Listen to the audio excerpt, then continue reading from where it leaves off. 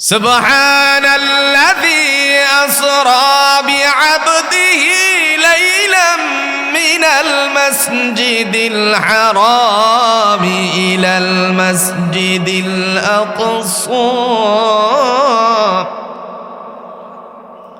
মহামান্বিত সত্তা যিনি তার বান্দাকে মসজিদে হারাম থেকে মসজিদে আকসা পর্যন্ত রাতের বেলায় ভ্রমণ করালেন।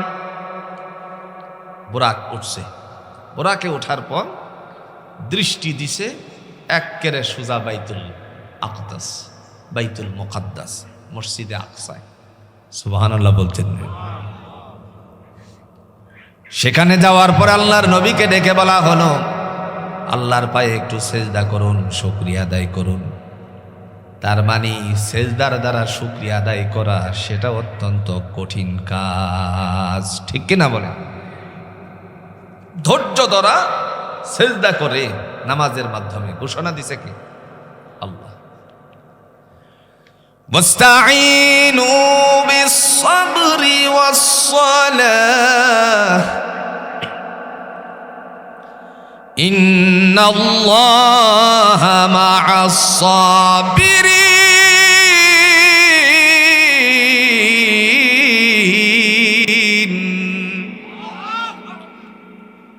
আল্লাহ বলেন ধৈর্য ধারণ করো নামাজের মাধ্যমে। আর ধৈর্যশীলদের সাথে আছে কে? আল্লাহ।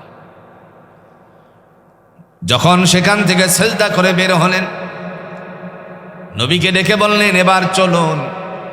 আল্লাহর নবী তারপরে আবার চললেন। প্রথম আকাশে যাওয়ার পূর্ব মুহূর্তেই আল্লাহ পাক রব্বুল আলামিনের বান্দা লক্ষ্য করলেন নবীজি দেখতে পেলেন একজন রাস্তার মধ্যে এমন পথিক যারা নিজেদের হাতে পাথর নিল, আবার নিজেদের মাথা চূর্ণ বিচূর্ণ করতে লাগলো। কোন সাই? নিজের মাথা নিজে ভাঙ্গে, এটারে আমরা কি বলি? আত্মহত্যা। নিজেরে নিজে শেষ করে দে। আল্লাহর নবী বললেন ও জিব্রাইল, শেখে। তিনি ডেকে বললেন আরো সামনে চলুন। সামনে গেলেন। কিছু দূর যাওয়ার পরে লক্ষ্য করলেন এমন কিছু মানুষ, যেই মানুষেরা ভালো ডেকসিতে গোশত থাকার সত্ত্বেও তারা মন্দ ডেকসির গোশতগুলো খাচ্ছে। জিজ্ঞেস করলেন ভাই জিব্রাইল, এরা কারা যাদের সামনে ভালো গোশতগুলো ছিল? তিনি বললেন ইয়া রাসূলুল্লাহ, আরো সামনে চলুন। আরো সামনে চললেন। হঠাৎ করে লক্ষ্য করলেন একদল মানুষ যাদের সামনে শস্য নিজেরা বপন করতে লাগলো, আবার খনিকের ভিতরে সেইগুলোকে উঠিয়ে বাড়িতে নিয়ে আসছে, মানে পাকা হয়ে গেছে। তিনি বললেন এরা কারা? আরো সামনে চলুন। আবার যখন সামনের দিকে গেলেন, হঠাৎ করে লক্ষ্য করলেন একজন বৃদ্ধা মহিলার হাত থেকে লাঠিটা থরথর করে কাঁপতে কাঁপতে পড়ে গেছে। জিজ্ঞেস করলেন ও জিব্রাইল, তারা কারা? তিনি বললেন হাতের থেকে লাঠিটা পড়ে গেছে, এই লাঠিটা আমাকে একটু উঠাইতে হবে। সুবহানাল্লাহ বলছেন না? আচ্ছা কোন সাই? রাসূলুল্লাহর আদর্শের মধ্যে এটা একটা আদর্শ ছিল কিনা? আল্লাহর নবীর আদর্শ ছিল মানুষ যখন বিপদগামী হতো, বিপদের মানুষদেরকে সহায়তা করা। জোরে কন্যা সুবহানাল্লাহ। বিপদের মানুষদের সহায়তা করাই ছিল আল্লাহর নবীর আদর্শ। এই সময় রাসূল সাল্লাল্লাহু আলাইহি ওয়াসাল্লাম বললেন জিব্রাইল দাঁড়ান, আমি তার লাঠিটা উঠিয়ে দিয়ে আসি। বৃদ্ধা মহিলা। জিব্রাইল আমিন বললেন ইয়া রাসূলুল্লাহ, এইখানে আপনাকে যাওয়া যাবে না। তিনি চিৎকার মেরে বললেন আহসিন কামা আহসানাল্লাহু ইলাইক। কেউ যদি কাউকে দুনিয়াতে সহায়তা করে, উপকার করে, তার প্রতি ইহসান করে, আল্লাহ তাকে হাসরের ময়দানে দয়া দান করবেন। রাসূলকে বলতেছেন, তাইলে তো আমার ভেঙ্গে ভেঙ্গে বলতে হয়। তাইলে শুনুন, প্রথম প্রশ্নের জবাব, আপনি যে লক্ষ্য করেছিলেন কিছু সংখ্যক মানুষ যারা নিজেদের মাথা নিজেরা পাথর দিয়ে চূর্ণ বিচূর্ণ করছে, এরা হলো এমন ব্যক্তিত্ব যারা হলো দুনিয়ার জমিনের মধ্যে একে অপরের সম্পত্তি, একজন আরেকজনের মাল গ্রাস করত। একে অপরের মাল কুক্ষিগত করত, নিজেদের জমিন বড় করার জন্য আইলটারে কেটে কেটে চিকন বানায়া দিত। এরকম মানুষ মনে হয় নাই? আপনাদের বক্তারপুরে আলহামদুলিল্লাহ খুঁজলে পাওয়া যাবে না, সব কিশোরগঞ্জে নাকি। আইল ছিল এমন সাইকেল চালাইয়া যাওয়ার মতো, বাইসাইকেল। দুইজন দুই দিক থেকে কাটতে কাটতে এখন ছাগল হেঁটে যাওয়ার সময় এক পা এই জমিনে পড়ে আর এক পা ওই জমিনে পড়ে। এরকম আইল নাই? অপরের মাল কক্ষিগত করত, নানা মানুষকে নানা ধরনের হুমকি দামকি দিয়ে তার জন্য তার কাছ থেকে মুক্তিপণ নিত, অনেক কিছু করে করে তারপরে সেই সমস্ত খাবারগুলো খাইত। নিজেদের জমিন রে মেজারমেন্ট করে বড় করতো। এরকম মানুষ জুড়ে বলুন তো বাংলার জমিনে আছে কিনা? কথা বুঝতেছে? এরা হলো তারা।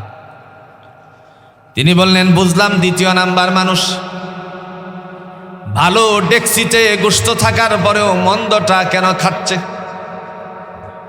আল্লাহর নবীকে ডেকে বললেন, ইয়া রাসূলুল্লাহ, তারা হলো এমন ব্যক্তি যাদের ঘরে হালাল বিবি ছিল, কালিমার বন্ধনের মাধ্যমে বিবি নিয়ে আসছিল, ওই বিবিরে রেখে পর মহিলার সাথে সঙ্গ দিত।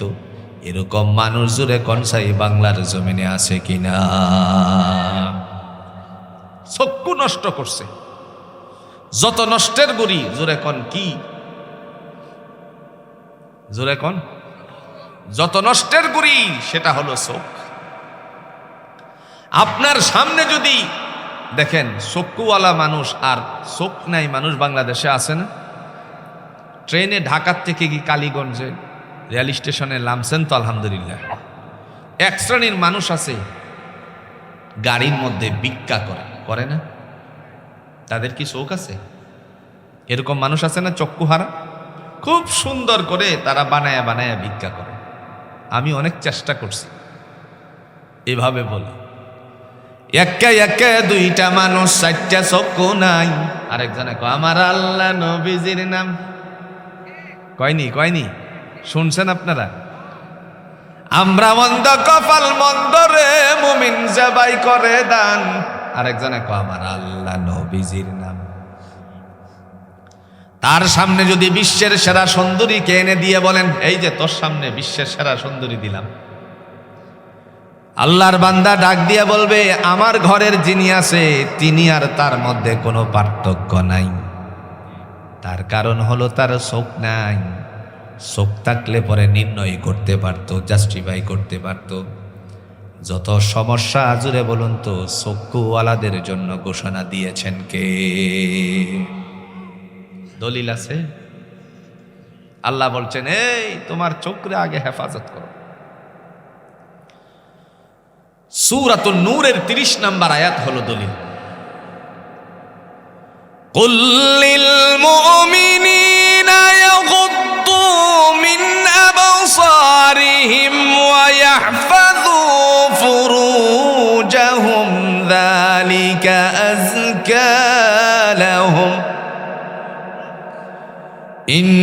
ইন্নাল্লাহা খাবীরুম বিমা ইয়াসনাউন।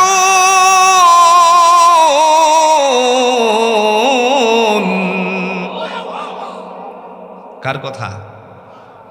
আল্লাহ বলেন, কুল ও নবী আপনি বলুন, লিল মুমিনিনা ইয়াগুদ্দু মিন আবসারিহিম, মুমিনদেরকে বলুন তারা যেন তাদের চক্ষুকে হেফাজত করে। কোন ইহুদি, খ্রিস্টান, নাসারা, বুদ্ধ, হিন্দু, সারাল এদেরকে কি আল্লাহ এই কথাটা বলছে? আল্লাহ কি বলছেন? ইয়া আইয়ুহান নাস, কুল ও নবী আপনি বলুন, আইয়ুহান নাস তাদেরকে বলুন, মানুষদেরকে বলুন, ইয়াগুদ্দু মিন আবসারিহিম তারা যেন তাদের চক্ষু হেফাজত করে। এই কথা আল্লাহ বলছে? বলে নাই। আল্লাহ বলেন, নবী আমার মুমিনদেরকে বলুন তারা যেন তাদের চক্ষুকে হেফাজত করে। তার মানে হলো আমরা যারা মুসলমান আছি আমাদের চোখটারে নিয়ন্ত্রণ করার কথা বলছেন কে? চোখটা যদি নিয়ন্ত্রণ করা যায় পরনারী থেকে, তাইলে আল্লাহর জান্নাত সর্বোচ্চ পাওয়া আশা করা যায়। দলিল নাই, কথা কন্যাকে দলিল নাই।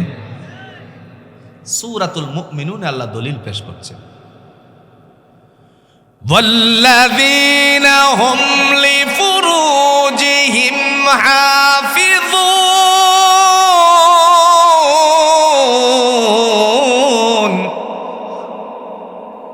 ইল্লা আলা আযওয়াজিহিম আও মা মালাকাত আইমানুহুম ফাইন্নাহুম গায়রু মালুমিন।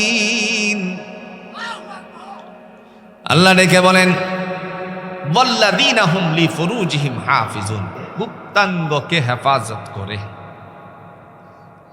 গুপ্তাঙ্গটা হেফাজতের মূল হাতিয়ার, আগে যেটা নষ্ট হয় সেটা হইল চোখ। জোরে কন্যা কেন? একটা উদাহরণ দিলে বুঝবেন। আপনারা শুনেছিলেন ফেনী একটা জায়গা আসেনি বাংলাদেশে? ফেনী একটা জায়গা, সেখানকার আরেক জায়গার নাম হলো, তার অধীনস্থ জায়গার নাম হলো সোনাগাজী। একজন মেয়ে, তার নাম ছিল নুসরাত। তারে বকাটে ছেলেরা আগুন দ্বারা পুড়াইয়া দিছিল। এখন তারা কারাগারে আছে। তাদের কাছে যদি গিয়ে জিজ্ঞেস করেন তোমরা কেন তারে পোড়াইছিলে, উত্তরে তারা বলবে আমাদের চোখে তারে ভালো লাগছিল। ঠিক কিনা কোন? পৃথিবীর জমিনে আমরা সবাই জানি, দেখেন আমরা সবাই জানি মদ খাওয়া কি, জোরে কোন? হারাম, অবৈধ। বিক্রি করা কি? লেনদেন করা কি? অবৈধ। আমরা যেরকম জানি মদ খাওয়া হারাম, অবৈধ ব্যবসা, এটাও জানি দুনিয়ার জমিনে কেউ যদি এনে জমজমকে এনে বলেন এটা হলো হাউজে কাউসারের পানি, তাহলে মানুষ বলবেন না এটা হাউজে কাউসারের পানি না, জমজমের পানি।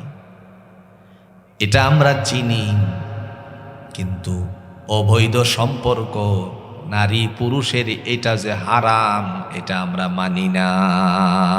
ঠিক কিনা বলেন? এইটারে মানে না। এই জায়গায় ফোন আলাপ, ফোন দিয়ে সারা রাত গল্প করে, এরকম মানুষ নাই?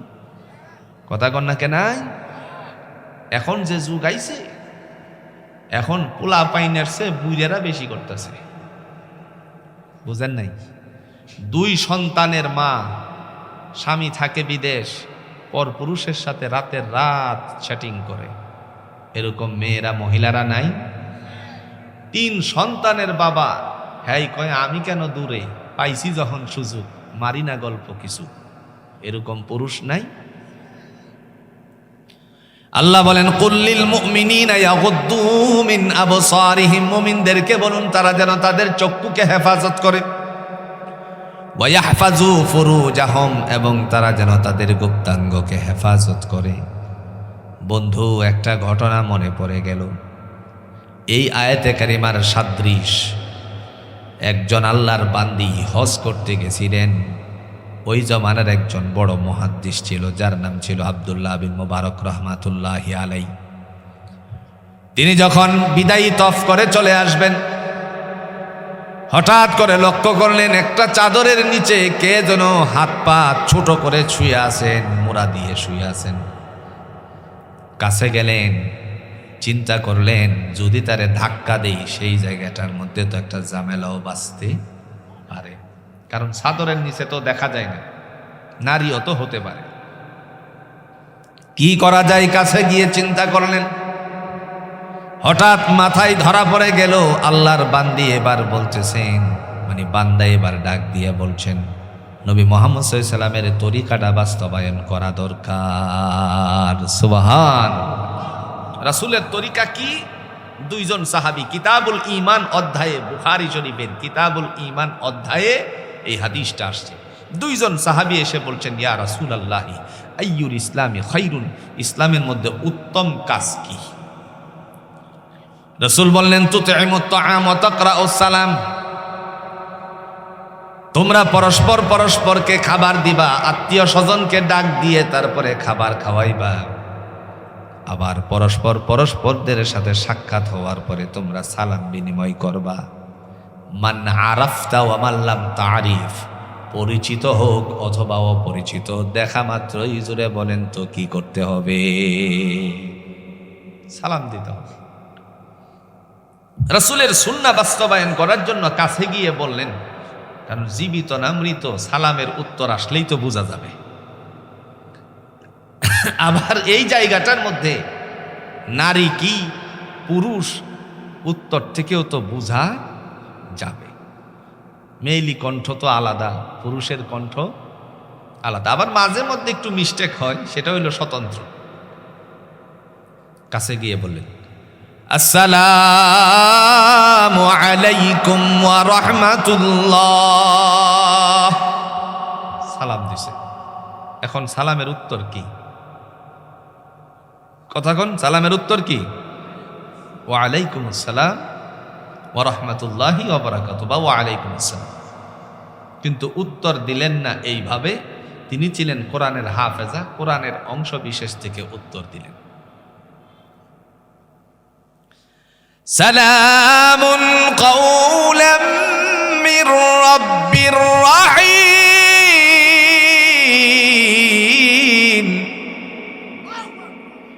পরম করুণাময় দয়াময়ের পক্ষ থেকে তোমার উপরও শান্তি বর্ষিত হোক। মুহাদ্দিসরা আশ্চর্য হয়ে গেছে, সর্বনাশ! সালাম দিলাম, উত্তর তো ওয়া আলাইকুম আসসালাম হওয়ার কথা ছিল, উত্তর আসছে যে এইভাবে। নিশ্চয়ই তার ভিতরে কোনো মালমেটিয়াস আছে।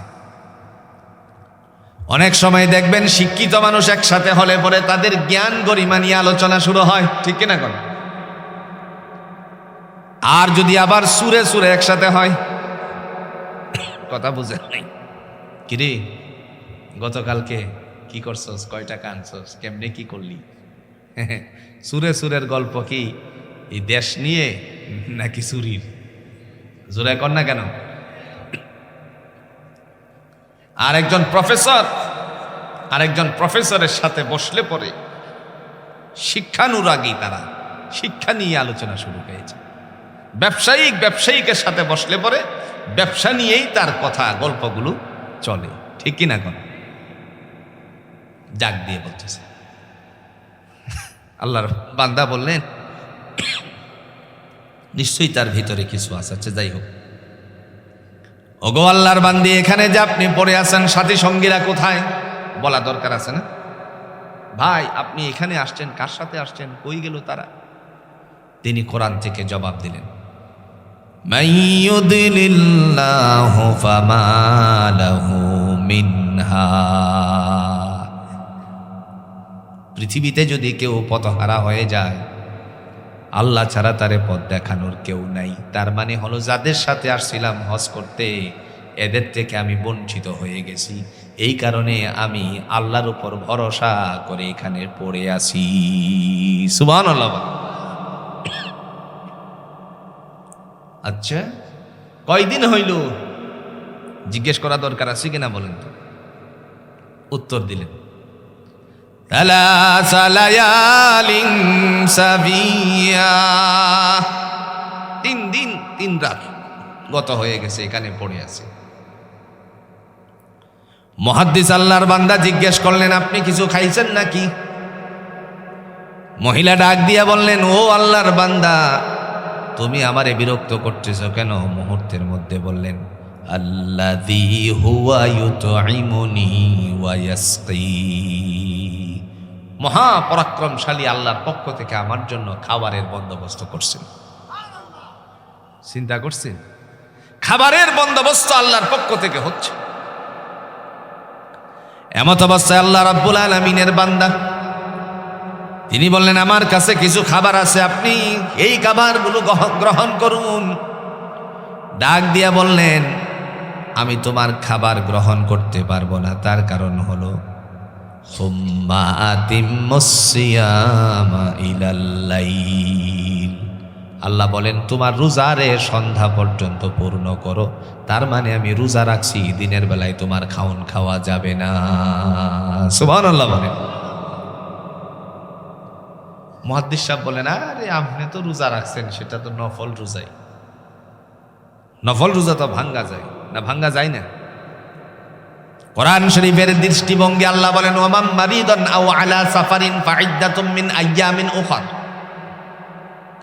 কেউ যদি রুগ্ন হয় অথবা মুসাফির হয়, সে ইচ্ছে করলে একটার বদলা একটা পরবর্তীতে আদায় করার উদ্দেশ্যে ভাঙতে পারবে। অধিকার জুড়ে বলুন তো তারে দিয়েছেন কে? নারী যখন ঋতুবর্তী হয়ে যাবে, সে 3টা রোজা 5টা রোজা 7টা রোজা যদি ভাঙ্গা পড়েই, পরবর্তীতে এর বিনিময়ে ওইটা রাখলেই আদায় হয়ে যাবে। আর যদি রমজান মাসে ইচ্ছে করে কেউ রোজা ভাঙ্গে, একটা কাফারা দিতে হবে। কয়টা? জোরে 60-এর ভিতরে যদি 60-এর ভিতরে 60-র ভিতরে যদি আরেকটা ভেঙ্গে ফেলে, তখন কয়টা? নতুন করে শুরু হলো 60টা। তাইলে জীবন ভর তার রোজাই রাখা লাগবে, ভাঙবে আর রোজা রাখবে। কথা বুঝছেন তো? তিনি ডাক দিয়ে বললেন, এই মুহাদ্দিস সাহেব, মাঝে পরিচয় দিয়েছিলেন, মুহাদ্দিস সাহেব তুমি কি শোনো নাই আল্লাহর পক্ষ থেকে বাণী, যে রোজা রাখে তার জন্য কল্যাণ আল্লাহ তাকেই দান করেন। জোরে কন্যা সুবহান। কত বড় মুহাদ্দিস ছিলেন তিনি, জাতির মানুষেরা তার ব্যাপারে কাসিদা বানাইছে। ইজা সারা আবদুল্লাহ মিম্মার ও লাইলাতান, ইদা সারা আবদুল্লাহ মিম্মার ও লাইলাতান সারা আনহা নূরুহা ওয়া জামালুহা। যেদিন আব্দুল্লাহ আমাদের গ্রাম ছেড়ে চলে গেল, সেদিন আমাদের গ্রাম থেকে আল্লাহ নূর হেদায়েত সব উঠায় নিয়ে গেল। এত বড় মুহাদ্দিস ছিল। এই সময় আল্লাহর বান্দা ডাক দিয়ে বললেন, তোমার বাড়ি কই? বলার দরকার আছে না বাড়ি কই? মহিলা আল্লাহর বান্দি এই মুহূর্তে ডাক দিয়ে বলছেন, সুবহানাল্লাযী আসরা বিআবদিহি লাইলাম মিনাল মাসজিদিল হারামি ইলাল মাসজিদিল আকসা। মহামান্বিত সেই সত্তা যিনি তার বান্দাকে মসজিদে হারাম থেকে মসজিদে আকসা পর্যন্ত ভ্রমণ করিয়েছিলেন। তিনি বুঝাইতে চাইছেন, আমি এখন আছি মসজিদে হারামে, আমার বাড়ি হলো মসজিদে আকসা। জোরে কন্যা সুবহান। এই মুহূর্তে তিনি বললেন, আপনি চাইলে আমি আপনাকে বাড়িতে পৌঁছায় দিতে পারি। কয়টা? আল্লাহ তোমাকে অনেক উত্তম জাযা দান করবে। এখন চাদরের নিচ থেকে বের হয়েছে। যেই চাদরের নিচ থেকে বের হলো, সেই দেখলো মুহাদ্দিস সাহেব, ওনার বয়স 80 ঊর্ধ্ব হবে। এতক্ষণ যার সাথে কথা বলছেন তার বয়স 80-র ঊর্ধ্বে হবে। উটটারে আনছেন, উট আইনে বসাইছেন, এরপরে বলতেছেন আপনি উঠুন। আপনারা কখনো উটের উপরে উঠছেন? উঠছেন না? না? আগামীতে যদি কেউ হজ করতে যান, তাইলে একটু উটের উপরে উঠে আসবেন। উমরাতে গেলে উমরার কাজ শেষ করে বিভিন্ন জিয়ারা করার সময় আপনি যাবেন তায়েফে, এখানে উটের উপরে উঠতে পারবেন। এরপরে যাবেন আপনি একটা জায়গার নাম হচ্ছে ওয়াদি জিন, জিন পাহাড় যেটাকে বলা হয়। এদিকে যাওয়ার পথে আপনারা ডাকবে, ওয়াল্লাহিল হাজ্জি তাআল তাআল তাআল, খামসা রিয়াল খামসা রিয়াল খামসা। হাজি এদিকে আসো, এখানে উঠো 5 রিয়াল। উঠে বসাইতে হয়, তারপরে আপনি উঠবেন। তিনি যখন উট এনে বসাইলেন, আল্লাহর বান্দি সবকিছু গুছায়া উটের উপরে উঠবে। এই সময় মুহাদ্দিস সাহেব একটু বড় চোখ দিয়ে তার দিকে তাকায় রয়েছে। উদ্দেশ্য ছিল যে উটের উপরে উঠতে গিয়ে তিনি যদি পড়ে যায়, কারণ বয়সটা তো বেশি। সুবহানাল্লাহ বলছেন না? কিন্তু উনার উদ্দেশ্য হলো, আমি যে কাপড় আছে, আমার গায়ে যে কাপড় আছে, উঠতে গিয়ে একটু এলোমেলো হতে পারে, তুমি যে আমার দিকে চায় রইলা। সুবহানাল্লাহ কইতেন না? একটা উদাহরণ দিলে বুঝবেন। লুঙ্গি পরে যদি আপনি রিকশায় উঠেন, তাইলে কি লুঙ্গি নিচ দিয়ে একটু খোলা হবে না? কথা কন নাকি? একটু খোলামেলা হবে না? শাড়ি পরে যদি নারী উঠে, তাইলে মনে হয় হবে না নাকি? স্বাভাবিক দৃষ্টি থেকে এটা বোঝা যায়। তিনি যখন বড় চোখে তার দিকে তাকিয়ে আছেন, এই মুহূর্তে আল্লাহর বান্দি কোরআনে সূরাতুন নূর 30 নম্বর আয়াত দিয়ে মুহাদ্দিস সাহেবকে সতর্ক করে দিছে। কুল লিল মুমিনিনা ইয়াগুদ্দু মিন আবসারিহিম ওয়া ইয়াহফাযু ফুরুজাহুম ذلك أزكى لهم إن الله خبير بما يصنعون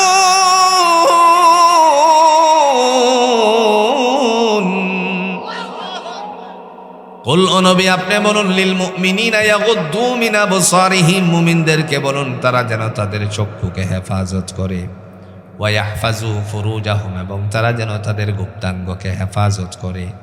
আল্লাহর নবী ডাক দিয়ে বললেন, ভাই জিব্রাইল, এরা কারা? ভালো ডেক্সির গোশত রেখে মন্দ ডেক্সির গোশতগুলো খাচ্ছে। মনে আছে না, ভুলে গেছেন? আল্লাহ পাকের বান্দাকে লক্ষ্য করে জিব্রাইল আমিন বললেন, এরা হলো এমন মানুষ দুনিয়াতে হালাল বিবি ঘরে থাকার পরেও পরনারীর সাথে সঙ্গ দিছে, এই কারণে আল্লাহ তাদেরকে ফসা গোশত খাওয়াইতেছে। নাউজুবিল্লাহ বলেন। আচ্ছা, বুঝলাম। এবার বলুন তো তারা কারা যারা শস্য বপন করার পর কিছুক্ষণের ভিতরে পাকা হয়ে গেল, কেটেও বাড়িতে নিয়ে গেল? জিবরিল আমিন ডেকে বললেন, ইয়া রাসূলুল্লাহি, তারা হলো ওই সমস্ত মানুষ যারা দ্বীনের জন্য, আল্লাহর কোরআনের জন্য নিজেকে উৎসর্গ করে শহীদ হয়ে গেছে। বাল আহইয়াউ ওয়ালাকিন লা তাশউরুন। আল্লাহ বলেন এদেরকে মৃত বলো না, এরা বরংস জীবিত, তোমরা বোধগম্য রাখো না। এরা হলো শহীদদের দল। বুঝলাম। কিছু দূর যাওয়ার পরে যখন দেখলাম একজন বৃদ্ধা নারীর হাত থেকে লাঠি কাঁপতে কাঁপতে পড়ে গেল, বলছিলাম উঠিয়ে দিতে, দিলা না, কারণটা কি? জিবরাইল আমিন বললেন, ইয়া রাসূলুল্লাহি, এই কারণে দেই নাই, সে কোনো বৃদ্ধা নারী নয়, এটা হলো দুনিয়া। যদি আপনি তার কাছে যেতেন তাহলে দুনিয়াদারি হয়ে যেতেন, কারণ দুনিয়াদারির পরিকল্পনার জাল, জোরে বলুন তো, ছোট না বড়? জালটা কি ছোট না বড়? দুনিয়ার পরিধি, পরিকল্পনার জাল অনেক বড়। হাকিমুল উম্মাহ শাহ আলী থানভী রাহমাতুল্লাহ আলাইহি লেখেন, একজন আল্লাহর বান্দা তার পরিকল্পনার জাল এমন ভাবে বিস্তার লাভ করেছে, যার কারণে তার জীবনই ধ্বংস হয়ে গেছে। তিনি একটা ঘটনা তুলে ধরছেন। এক মুজুর ছিল, তার নাম ছিল শেখ সুল্লি, কুলুর মুজুর। আগেকার সময়ে বাড়ি বাড়ি তেল বিক্রি করতো না? তেল বিক্রি করার সময়ে মাথার মধ্যে ফাতি নিয়ে যায়, পাত্র নিয়ে যায়। এ সময় পিছন দিক থেকে সে হাঁটে আর শেখ সুল্লির মালিকে সামনে দিয়ে যায় আর বলে, তেল লাগবেন নি তেল। একটা গ্যাপ সময় পড়ে গেল যেখানে বাড়ি নাই।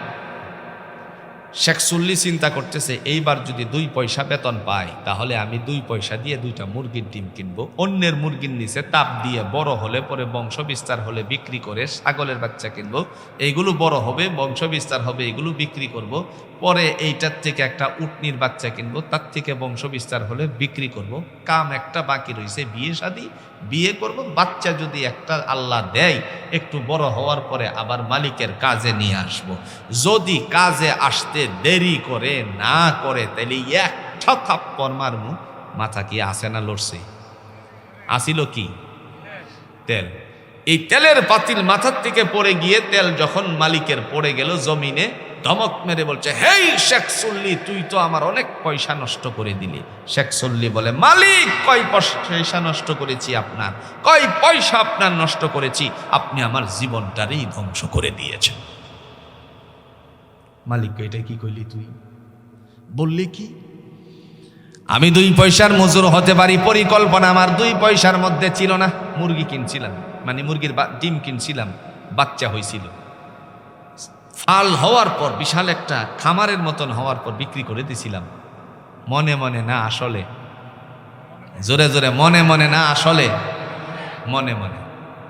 মানুষ হেঁটে যায় আর চিন্তা করে না।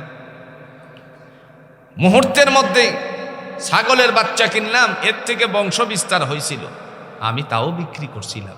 উটনির বাচ্চা কিনলাম, বংশ বিস্তার হয়েছিল। মনে মনে না আসলে, মনে মনে।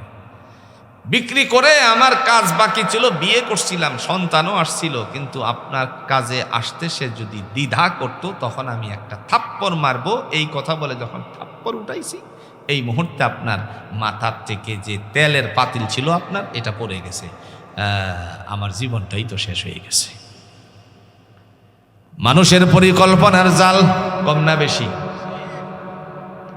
আলা ইয়া সাকিনাল বিকসরিল মুআল্লা সাতুদফানু আন করিবিন ফিত তুরাবি লাহু মালাকুন ইউনাদি কুল্লা ইয়াউমিন লাহু মালাকুন ইউনাদি কুল্লা ইয়াউমিন লিদুলিল মাউতি ওয়া বুনুলিল খারাবি কলিলুন উমরুনা ফি দারে দুনিয়া ওয়া মারজাউনা ইলা বাইতিত তুরাবি।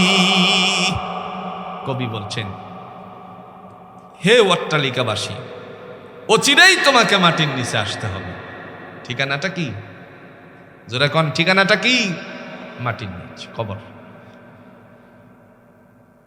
কলিলুন উমরুনা ফি দারে দুনিয়া, দুনিয়ার জিন্দেগিটা খুব অল্প দিনের।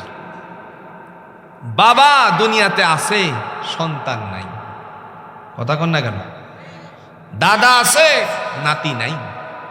আসার সিরিয়াল আছে, যাওয়ার কোনো সিরিয়াল নেই। তাহলে দুনিয়াটা কি খুব বেশি দিনের? অবশ্যই তোমাকে কবরের মাটিতে আসতে হবে। আমার ভাইরা, আল্লাহ পাক রব্বুল আলামিনের ফেরেশতা বলেন, আল্লাহ তাআলা এই হলো দুনিয়া, নারী নয়। কথা শেষ হওয়ার পরে যখন আল্লাহর পাক রব্বুল আলামিনের হাবিব জিব্রাইলের সাথে রওনা করে প্রথম আকাশে গেলেন, যাওয়ার পরে দ্বাররক্ষীকে ডেকে বলা হলো দরজা খোলো। দরজা খুললেন। আকাশে যাওয়ার পরে দরজা খোলার পর লক্ষ্য করলেন যাকে, তিনি হলেন আমাদের জাতির পিতা নয়, তিনি হলেন আদি পিতা। নাম কি? হযরতে আদম আলাইহিস সালাম। আদম আলাইহিস সালামের সাথে রাসূলের সাক্ষাৎ হলো, সালাম বিনিময় হলো।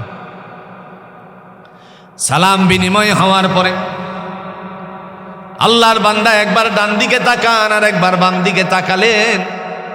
ডান দিকে যখন তাকাতেন চেহারার মধ্যে হাসি উজ্জ্বল হতো, হাস্যোজ্জ্বল চেহারা। বাম দিকে তাকানোর পরে চেহারাটা মলিন হয়ে যায়। কিছু দূর যাওয়ার পরে বিদায় নিয়ে জিব্রাইলকে বললেন, ভাই জিব্রাইল, বাবা আদম তিনি যখন ডান দিকে তাকালেন তখন দেখছেন সুন্দর করে চেহারায় হাসি, বাম দিকে তাকানোর পরে দেখলাম আমি মলিন, কারণটা কি? আল্লাহর ফেরেশতা ডেকে বলেন, ইয়া রাসূলুল্লাহি, ডান দিকে যতগুলো রূহ আছে এই রূহগুলো হলো জান্নাতি, আর বাম দিকে যারা আছে তারা হলো জাহান্নামী।